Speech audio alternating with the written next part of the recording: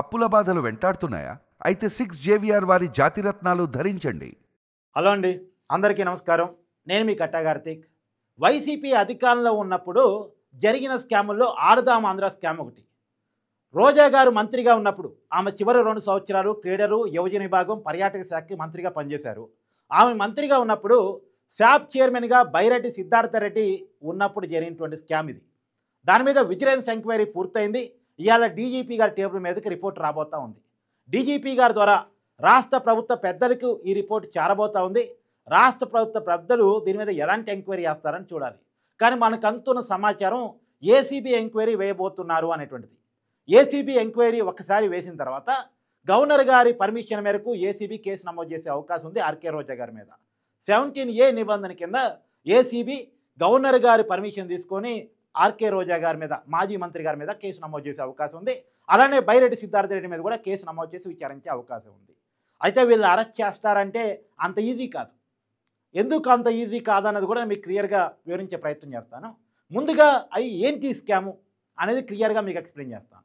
అంటే నిజానికి ఆడుదాం Andhra concept design చేసింది ఐపాక్ టీమ్. ఇది వైసీపీ కార్యకర్తల కోసం డిజైన్ చేయబడ్డ స్కీమ్.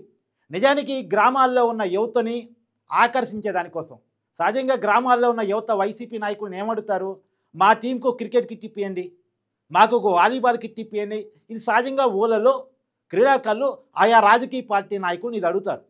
కాబట్టి ఊళ్ళల్లో ఉన్నటువంటి వైసీపీ సంబంధిత కార్యకర్తలను, క్రీడాకారులను ఎంకరేజ్ చేయాలి. ఎందుకంటే ఇది ఎలక్షన్స్కి కరెక్ట్గా ఒక 6 నెలలు 1 ఇయర్ మధ్యలో జరిగినటువంటి స్కామ్. కాబట్టి ఇది గ్రామీణ స్థాయిలో ఉన్న యువతని వైసీపీ పార్టీ ఆకర్షించే దానికోసం రూపొందించబడ్డటువంటి ప్రోగ్రాం. నిజానికి వీళ్ళు అనుకున్న డిజైన్ ఒకటి, పైకి చెప్పిన ఉద్దేశాలు ఒకటి, చివరికి నెరవేరిన ఉద్దేశాలు మరొకటి. ఇది వైసీపీ ప్రభుత్వమే వైసీపీ కార్యకర్తలను నయవంచనకు గురి చేసిన స్కామ్. ఇప్పుడు వీళ్ళు అనుకున్నదే వైసీపీ కార్యకర్తలకి మనం ఏదో ఒకటి చేయాలి, వాళ్ళ క్రికెట్ కిట్లో, వాలీబాల్ కిట్లో, వాళ్ళు అనుకున్న దాంట్లో వాళ్ళని ఎంకరేజ్ చేసి వాళ్ళకు కిట్ ఇవ్వాలి అని రూపొందించుకున్నటువంటి స్కీమ్. మరి ఆ కార్యకర్తలు చేసే పనన్నా కొద్దిగా మంచి చేయాలి కదా. నిజానికి రాష్ట్ర ప్రభుత్వం శాప్ ద్వారా 119,20,00,000 రూపాయలు ఈ ప్రోగ్రాం కోసం కేటాయించడం జరిగింది. 119,20,00,000. అది కాక జిల్లాల్లో కలెక్టర్స్ జనరల్ ఫండ్ నుంచి కూడా డబ్బు రిలీజ్ చేశారు. దాదాపు ఈ ప్రోగ్రాం కోసం 400 కోట్ల రూపాయలు ఖర్చు చేశారట రాష్ట్ర వ్యాప్తంగా అన్ని జిల్లాల్లో కలిపి. ఈ 400 కోట్ల రూపాయల్లో చాలా డబ్బులు తినేశారు. ఇది అంతిమంగా విజిలెన్స్ కనిపెట్టింది. ఏ రకంగా తినేశారు? నకిలీ కిట్లు కొన్నారు. అంటే క్రికెట్ బ్యాట్ కావచ్చు, క్రికెట్ కిట్లు, వాలీబాల్ కిట్లు, ఇవన్నీ నకిలీవి కొన్నారు. అప్పట్లో పెద్ద వైరల్ అయింది ఏంటంటే, ఆ ఊళ్ళలో క్రికెట్ ఆడుతూ ఉంటే ఆడుదాం ఆంధ్ర స్కీమ్లో భాగంగా ఇచ్చినటువంటి క్రికెట్ బ్యాట్లు ఆడుతుండగానే ఇరిగిపోయినాయి అని నాణ్యత లేనటువంటి పరికరాలని కొని వైసీపీ కార్యకర్తలకు గ్రామాల్లో పంచారు. గ్రామీణ క్రీడలు ప్రోత్సహించే పేరుతో అంటే వీళ్ళు పెట్టకుండానే ప్రోగ్రామ్స్ పెట్టామని రాసుకొని డబ్బులు డ్రా చేశారు. గ్రామీణ స్థాయిలో, మండల స్థాయిలో, జిల్లా స్థాయిలో, రాష్ట్ర స్థాయిలో ప్రోగ్రామ్స్ పెట్టాలి. కానీ ఎక్కడ కూడా ప్రోగ్రామ్స్ ఫుల్ పేజ్డ్గా జరగలేదు. కానీ ప్రోగ్రామ్స్ పెట్టినట్టు ఖర్చు రాసుకున్నారు. ఆయా గ్రామాల్లో క్రీడలు పెట్టామండి, దానికి ఒక్కొక్క గ్రామంలో 10 లక్షలు ఖర్చు అయింది, లేదా 15 లక్షలు ఖర్చు అయింది, 5 లక్షలు ఖర్చు అయిన గ్రామాన్ని, గ్రామ స్థాయిని బట్టి వాళ్ళు ఖర్చు రాసుకున్నారు. ఒక జిల్లాలో జిల్లా మొత్తంగా ఓ 4 కోట్లు ఖర్చు అయింది. నిజానికి ఖర్చు అయింది ₹1 కోటి. 4 కోట్లు. ఆ 4 కోట్లు ఏంటంటే క్రీడాకారులకి ప్రైజ్ మనీ, వాళ్ళకి భోజనాలు, గ్రౌండ్ క్లియరెన్సు, అంటే గ్రౌండ్ బాగు చేయాలి కదా క్రీడలు పెట్టాలంటే దానికోసం, ఇలా రకరకాల ఖర్చుల కింద.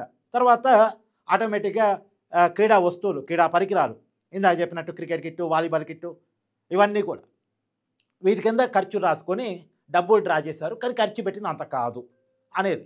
అయితే ఇది పేరుకి 119,20,00,000 వరకే విచారణ చేస్తున్నారా? మొత్తం 400 కోట్లు విచారణ చేస్తున్నారా?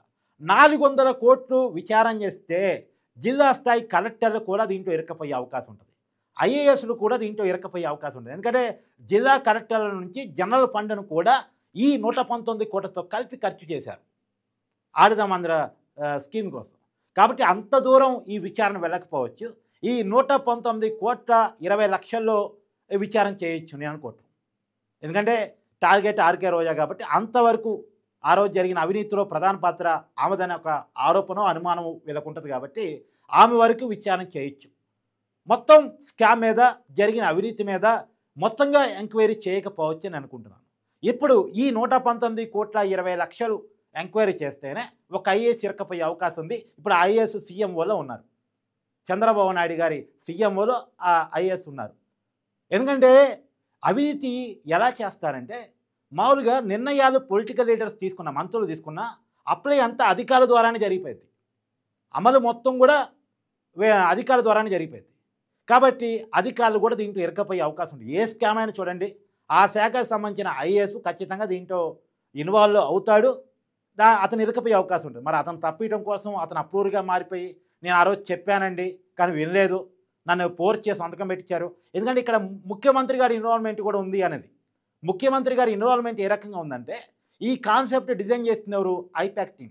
ఐపాక్ టీం అంటే చెవిరెడ్డి భాస్కర్ రెడ్డి గారి టీం. అంటే ఐపాక్ టీం అంటే ప్రశాంత్ కిషోర్ టీం అనుకోకండి. ఆ ప్రశాంత్ కిషోర్ నుంచి ఐపాక్ని రాక్కున్నారు వీళ్ళు. ఆ చెవిరెడ్డి భాస్కర్ రెడ్డి గారి దగ్గర ఉంది. ఆ చెవిరెడ్డి భాస్కర్ రెడ్డి గారి టీము ఈ ఆడుదాం ఆంధ్ర కాన్సెప్ట్ని రూపొందించింది. దీనివల్ల మన పార్టీ గ్రామ స్థాయిలో యువత మన పార్టీ ఓట్ల వైపు ఆకర్షించే అవకాశం ఉంటుంది. కాబట్టి ఈ స్కీమ్ బాగుంటుంది అని చెప్పేసి ఒక డిజైన్ రాష్ట్ర ప్రభుత్వానికి ఇచ్చింది. దానికోసం రాష్ట్ర ప్రభుత్వం ఐపాక్ టీంకి 50 లక్షలు చెల్లించింది. ఈ కాన్సెప్ట్ రూపొందించి ఇచ్చినందుకు గాను 50 లక్షల రూపాయలు ఇచ్చింది. చూడండి, ముందు నుంచే స్కామ్ ఉంది చూడండి. తర్వాత దీని మీద ముఖ్యమంత్రి జగన్మోహన్ రెడ్డి గారు 2 సార్లు రివ్యూలు జరిపారట. ఈ స్కీమ్ ఎలా అమలవుతుంది, ఏంటి, అంత బాగుందా లేదా, ఏ వస్తువులు ఏ క్రీడాకారులకి అందుతున్నాయి, గ్రామీణ స్థాయిలో జరుగుతున్నాయా లేదా, సచివాలయ స్థాయిలో. నిజానికి సచివాలయ స్థాయి నుంచి అనుకున్నారు. ఇది సచివాలయ స్థాయి, మండల స్థాయి, జిల్లా స్థాయి, రాష్ట్ర స్థాయి పోటీలు అనుకున్నారు. తర్వాత రాష్ట్ర స్థాయి పోటీలు పెట్టిన తర్వాత ముగింపు వేడుకల మీద కూడా చాలా పెద్ద ఆరోపణ. ముందు ఖర్చు 2 కోట్లు అనుకున్నారు, తర్వాత 3 కోట్లు అనుకున్నారు, 5 కోట్లుగా పెంచారు. ముగింపు వేడుకల కోసం 5 కోట్ల రూపాయలు ఖర్చు చేశారు. 5 కోట్లు నిజంగా ఖర్చు అయినాయా అంటే క్వశ్చన్ మార్క్. జబర్దస్త్ ఆర్టిస్టులను తెప్పించారు, వాళ్ళకి పేమెంట్ ఇచ్చామని చెప్పారు. మొత్తానిగా చాలా లెక్కలు రాశారు. ఆ లెక్కలని నిజమేనా కాదా అనేది ఇప్పుడు విజిలెన్స్ రిపోర్ట్ రాబోతూ ఉంది.